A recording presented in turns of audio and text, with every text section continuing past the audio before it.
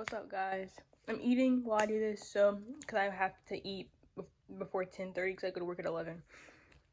But I want to make a video on Jordyn Mcfordys, which I don't know if that's her real name, to be honest. But if you're a black girl and you grew up on YouTube, you may know who she is. This is the, oh damn, it's hard to see. Hold on, let me go to the actual her, and then her mom, Jeanice Perez.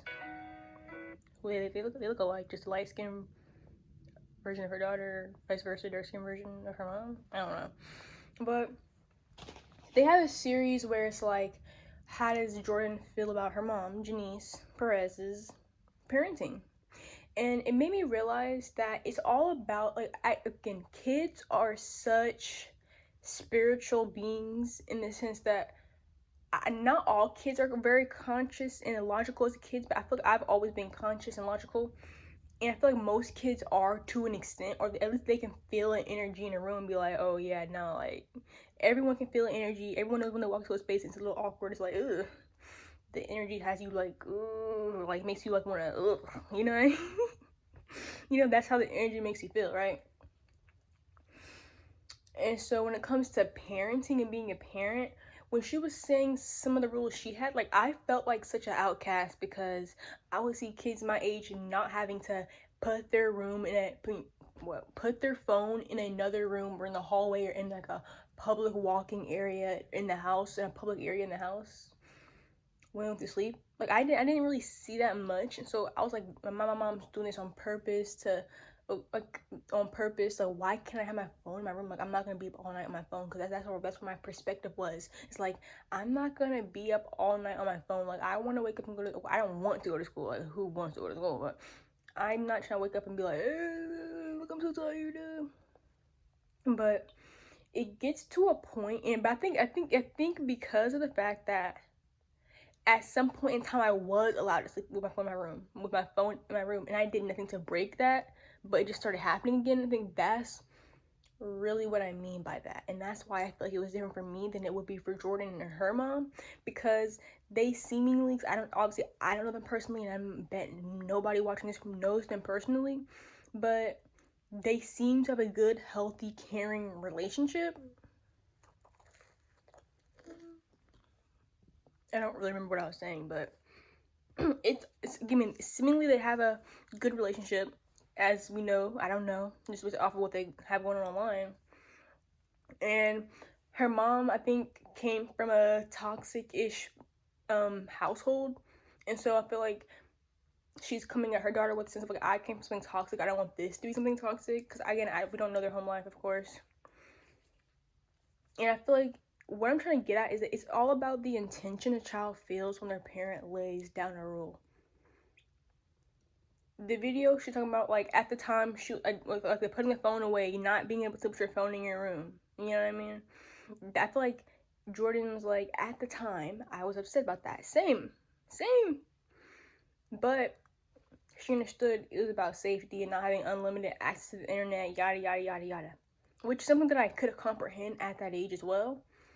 But I knew when my mom was doing it, it wasn't from like oh, I'm trying to keep you safe. Because, yeah, duh.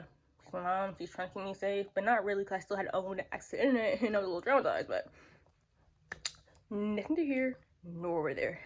But it's like, whenever my mom enacted a rule, I knew it was from a place of, I'm trying to control you, not from a safety standpoint. Like, duh, it was coming from a safety standpoint, but it was also an ounce of, I'm trying to be controlling. Like, even to this day, like my mom, when I turned 18 in November, my mom, I got this piercing, and as y'all know, I dyed my hair green and I have locks. None of that. If I was living with my mom right now, she would not have let me done any of that. I probably wouldn't even have a car right now if I lived with my mom, sadly. But because I was 18, I did it anyway, and me and her, we're fine. We're better. We're literally better than we were before, because I did what I wanted to do because I wanted to do it. You know what I mean? So I'm not going to ever put myself in any sort of danger. And it's getting a little bit personal. So to go back to the non-personal-ish thing, is that one thing I love about Jordyn and her mom is how she likes to comment, like on one of her videos was like, oh, if your child hates you, it's partially probably some of your fault, because a child is not gonna just hate their parent. Like, at the end of the day, kids have very toxic relationships with their parent, especially when it's toxic. Like, there's so many things. Like, my mom has done many things to me where I'm like, I'm not talking to you ever again, and we're back cool again. And if she was some random girl on the street, I probably would not be that cool with her again. But because she's my mom, I feel obligated to always try to come back. And I need that support. I need that support system. I need that guidance from my mom, because I'm a girl and I need a girl's perspective and this, that, and the 30th. You know what I mean?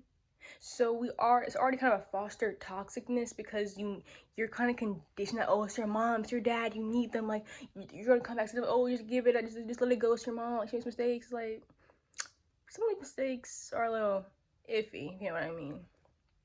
But to get back to the topic, it's all about control for a lot of parents. And it'll really drive a child insane, because, like, I know you're doing this for my safety, but part of me feels like this is just a control thing. It's just a control thing. Like, I lived my childhood very, like, in solitude. And it was probably because of my own stubbornness as well, because my mom had me jumping through hurdles just to go out to, not like, I like, staying by someone's house. I understand, like, see the house, talk to the parent on the phone, it's something, like, get the address, get the parents, like, information like that, I understand. But just going out to the park, going to the movies, going to birthday parties was just so much hurdles, and I felt like it was from a control standpoint and less of a safety standpoint whenever my mom enacted rules like that. And so for me to be able to take my own control back as a kid, I was like, okay, I'm not gonna go out and do anything. That's the only way I can control my life, because I feel like I'm being controlled. I don't feel like I'm being parented. I feel like I'm being controlled. So the only way I could take back my control was doing nothing as a child. Nothing until I started living with my dad. Literally nothing. Wouldn't go out. Was very, like, in the house, always watching TV, always on my tablet, always doing something I probably wasn't supposed to do because I had nothing to do. So my curiosity was raw wild, and I needed something to entertain myself. So if any parent is watching this, watch Jeanice Perez's and Jordyn's relationship as her being a teenager, because most people are kind of like teenagers, and moms and adults, they be clashing, because it's like a lot of parents just want to grip on that control. Like, I understand when a kid, but when someone's getting older, like, I'm 18, I'm not getting any younger. Let go of that control. Let it go a little bit. Give them a little bit more freedom, because to shelter somebody all the way from childhood to 18, 19, because they still live in your house, to shelter them that bad, it's like, now when they're in adulthood, they don't know how to function.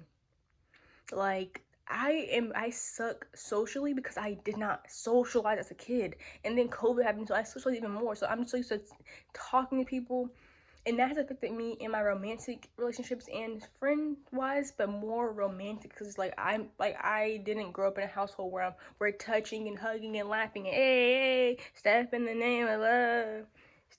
No, we were not stepping in the name of love. No R. Kelly, sorry, I forgot that's his song, ew. But we were not doing that, okay? And so that has affected me. And so I love to see Jordyn and Jeanice, I hope I'm saying her name right, Jeanice, as, like, something that if I become a parent, that's what I want to embody. Like, will I become a parent? No, because I'm just too scared to subject my child to a similar childhood that I have. Like, I know I lack patience when it comes to children. That's why I don't babysit people who aren't my actual, like, family, because they're not my kids. I mean, no one's my kids, but it's just hard to babysit somebody who isn't related to you, because, like, you don't know me, you don't have to respect me. But as somebody who's an older cousin, it's like, you kind of have to respect me, so I'm like your older cousin. So it's easier to watch them. Okay, that's besides the point. I hope y'all understood. I'm gonna have 2 more videos coming out. I think one about unmasking and how it's benefited me so well to not have to be like, hey, and be like, hey, or not laugh at jokes that weren't funny because it wasn't funny and I'm not laughing. But if Jordyn and her mom see this video, love y'all, watched y'all growing up, follow y'all on TikTok, love who your mom was a parent, seemed like a good parent. And again, moral of the story I'm trying to say is, kids don't hate you for your kids don't hate you for no reason. They don't hate you for no reason, unless it's a mental issue where, like, they're depressed and so like that, and you're not listening to, like, again, a child will never hate you for no reason. Literally, that's what I'm trying to say. Okay? Hopefully you understand. Toodles.